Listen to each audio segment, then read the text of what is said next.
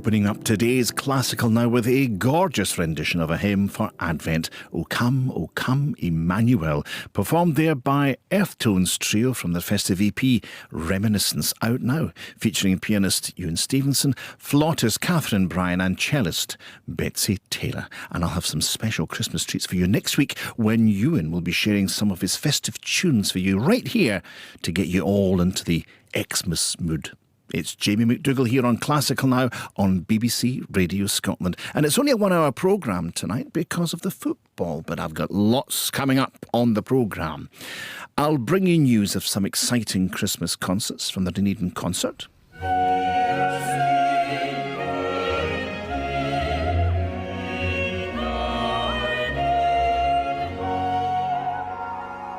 I've got details on BBC Radio Scotland's Young Classical Musician 2025 award. And I'll be paying tribute to an astonishing musician who we lost last month, Laura Samuel, violinist and leader of the BBC Scottish Symphony Orchestra since 2012. We'll hear from some of the close collaborators and friends, and also hear some recordings that she performed on.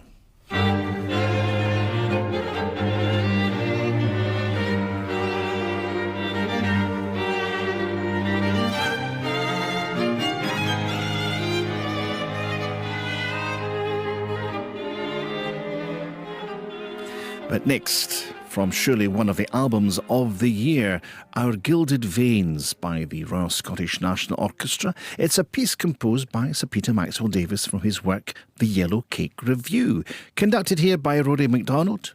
It's Farewell to Stromness.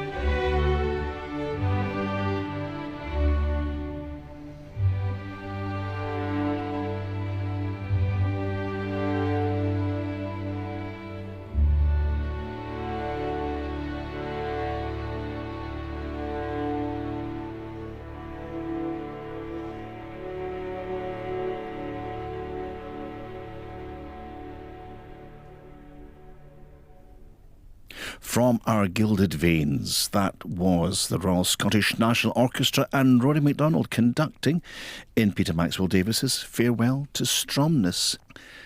Last month, the classical world was shocked when it heard of the passing of violinist Laura Samuel at the age of 48. She had led the BBC Scottish Symphony Orchestra since 2012, including several occasions at the Proms at the Royal Albert Hall in London. This is part of a statement issued by the orchestra on their website following the news of Laura's death. Laura was an exceptional musician, leading the orchestra with insight and an indomitable spirit. Her unwavering character and generosity touched everyone who knew her, and the courage and composure she displayed during her illness was both inspiring and humbling. Laura will be deeply missed by us all, and audiences across Scotland and beyond. The impact of her artistry and spirit will continue to resonate with the many lives that she touched. We plan to honour Laura's memory together in due course.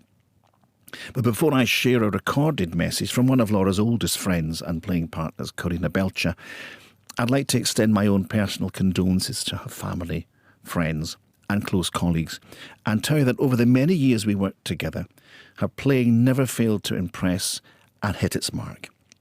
Her musicianship and technique were superb. Of course they were. These are things that can be taught and learnt over many years. What can never be taught is genuineness, generosity and warmth and friendship shown to those she came into contact with. Well, Laura's playing had all of those.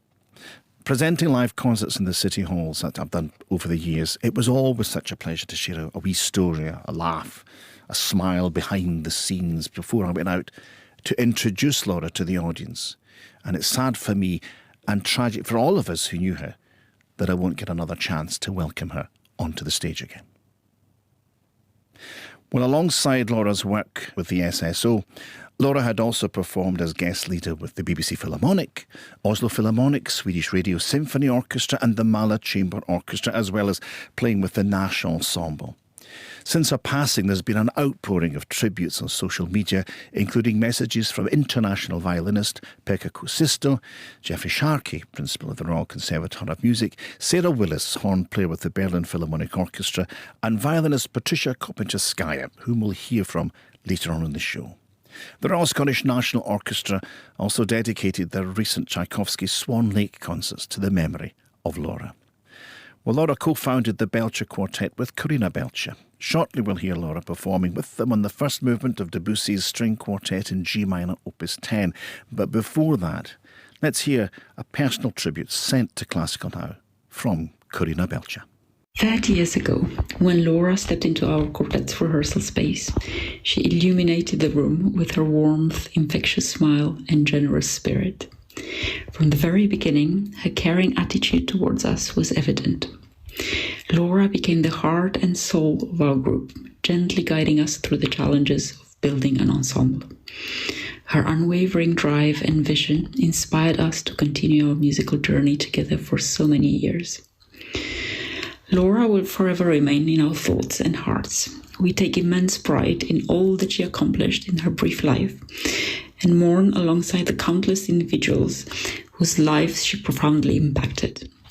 She was an incredible human being and a formidable musician. We fondly remember her constant smile, her willingness to help others, her boundless generosity, and her exceptional talent as a cook and host during the many gatherings at her home. Our deepest sympathy and condolences go out to her wonderful family during this difficult time.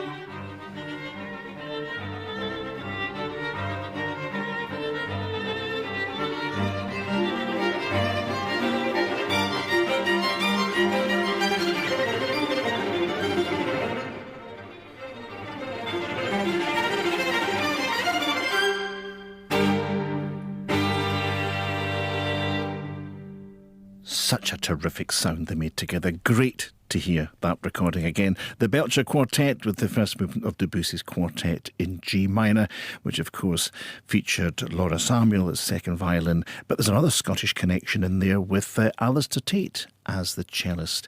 And thank you before that to Karina Belcher for that heartfelt tribute. This is Classical Now with me, Jamie McDougall, here on BBC Radio Scotland and BBC Sounds. And I will continue our tribute to violinist Laura Samuel after I tell you about the thing I promised I'd have details of. Something very special coming up and around the corner. We have launched our search for the BBC Radio Scotland Young Classical Musician 2025. Won last year by the accordion player Milia Simino. This is a showcase for talented young instrumentalists resident in Scotland. The final event will take place at the City Halls in Glasgow on the 14th of June 2025, where 3 finalists will perform with the BBC Scottish Symphony Orchestra, as well as the title of BBC Radio Scotland Young Classical Musician. The prize includes a further performance on BBC Radio Scotland later in 2025. So, if you're aged 18 to 24, head to our website now to enter bbc.co.uk/young classical, where you will find our award rules and privacy notice. Entries close at noon on Monday, January the 6th, 2025.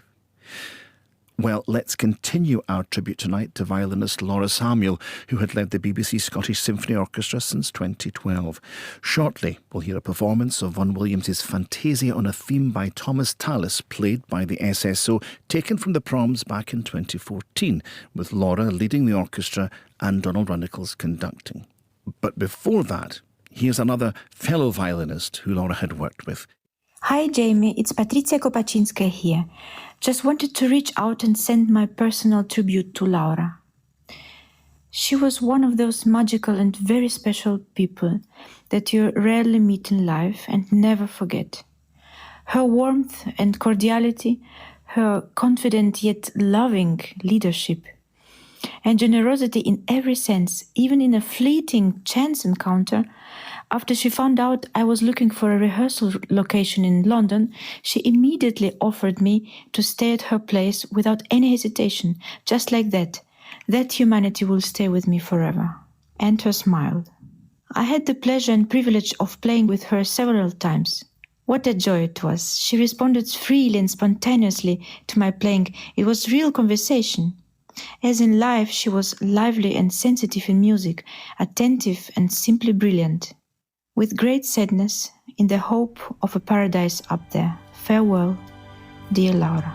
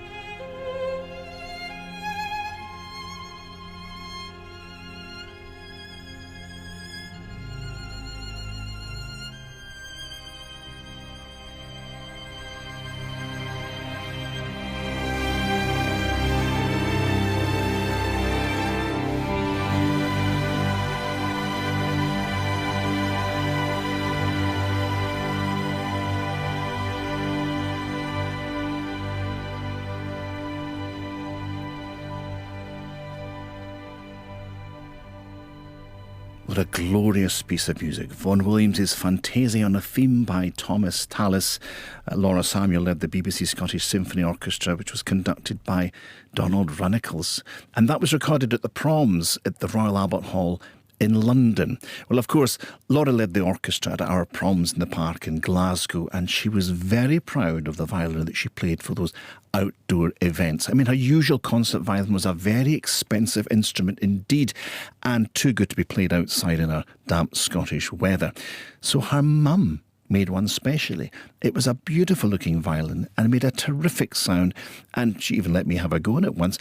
She was very proud of the fact that her mum would get to see her play it on the telly. Well, this is Classical Now with me, Jamie McDougall, here on BBC Radio Scotland and BBC Sounds.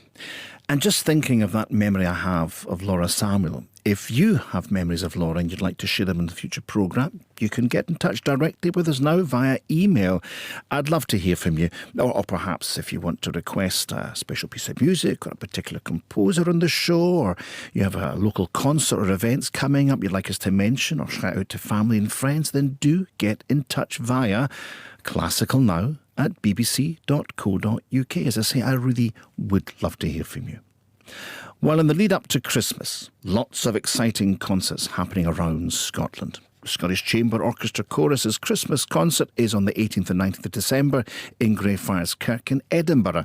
Plus, I promised you details of some special shows from the Dunedin concert. They'll be performing Handel's Messiah in Glasgow at St Aloysius Church, Rose Street on the 17th, and Edinburgh's Queen's Hall on the 18th, the Dunedin way. As Handel would have first heard it. That's with a small orchestra and a team of 12 singers and soloists.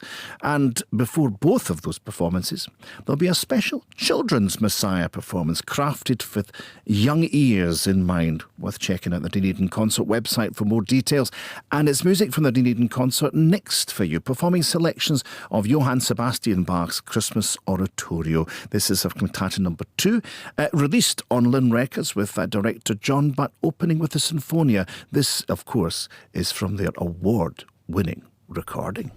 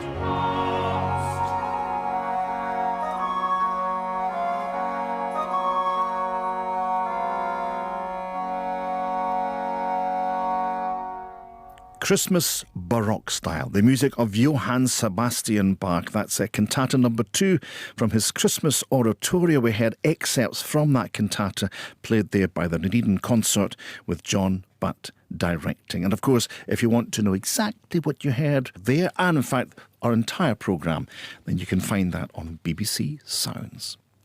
Well, to finish off tonight, something to keep the festive mood going.